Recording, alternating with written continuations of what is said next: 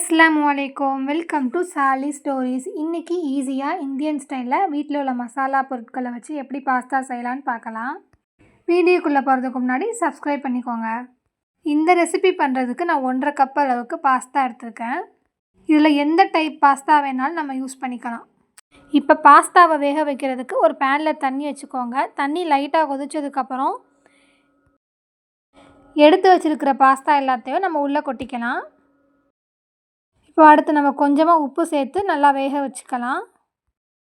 இப்போது 8லேருந்து 10 நிமிஷம் வரை நல்லா வேகட்டும். தொட்டு பார்த்தா அப்படியே சாஃப்டாக இருக்கணும். இந்த மாதிரி ஸ்டேஜுக்கு நல்லா வேக வச்சு எடுத்துக்கோங்க.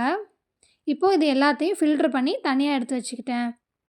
இப்போ எல்லாம் ரெடியாக இருக்குது. இப்போ செய்ய ஆரம்பிச்சிடலாம். 3 டேபிள் ஸ்பூன் அளவுக்கு எண்ணெய் ஊற்றிக்கோங்க. எண்ணெய் நல்லா சூடானதும் நான் ஒரு வெங்காயத்தை சின்ன சின்ன சைஸாக கட் பண்ணி வச்சுருக்கேன். அதை சேர்த்துக்கலாம். இப்போது 1/4 டீஸ்பூன் அளவுக்கு நான் ஜிஞ்சர் கார்லிக் பேஸ்ட் ஆட் பண்ணியிருக்கேன். ஜிஞ்சர் கார்லிக் பேஸ்ட்டுக்கு பதிலாக ஜிஞ்சர் கார்லிக்கை சின்ன சின்னதாக சாப் பண்ணி கூட நம்ம ஆட் பண்ணிக்கலாம். வெங்காயம் நல்லா வதங்கட்டும். இப்போ 2 தக்காளி எடுத்துருக்கேன். இதை கிரைண்ட் பண்ணி எடுத்துக்கலாம். இப்போது கிரைண்ட் பண்ணி வச்சுருக்க பேஸ்ட்டை ஆட் பண்ணிக்கிறேன். தக்காளியை சின்ன சின்னதாக கட் பண்ணி சேர்க்குறதுக்கு பதிலாக இந்த மாதிரி பேஸ்ட்டை நம்ம அரைச்சி ஊற்றினா ஃபுல் கோட் ஆகும். லைட்டாக வேகட்டும். இப்போது நான் ஒரு மீடியம் சைஸ் கேரட் கட் பண்ணி வச்சுருக்கேன். அது கூட 2 பச்சை மிளகா கட் பண்ணி ஆட் பண்ணிக்கிறேன்.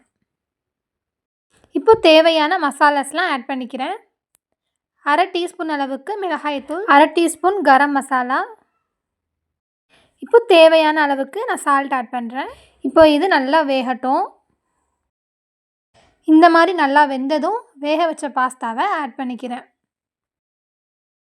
கடைசியாக மல்லி இலை ஆட் பண்ணி நல்லா ஃபுல் மசாலாவும் பாஸ்தாவில் ஸ்ப்ரெட் ஆகிற மாதிரி நல்லா கிளறி விட்டுக்கோங்க. பாஸ்தா கொஞ்சம் புளிப்பாக இருந்தால் தான் நல்லாயிருக்கும். நான் 2 புளிப்பான தக்காளி ஆட் பண்ணனால நான் லெமன் ஆட் பண்ணலை. டேஸ்ட் பண்ணி பார்த்துட்டு நீங்கள் லெமன் ஆட் பண்ணுறதா இருந்தால் ஆட் பண்ணிக்கோங்க. அவ்வளோதான், சூப்பராக டேஸ்டியான பாஸ்தா ரெடி ஆயிடுச்சு. நீங்களும் வீட்டில் ட்ரை பண்ணி பாருங்கள்.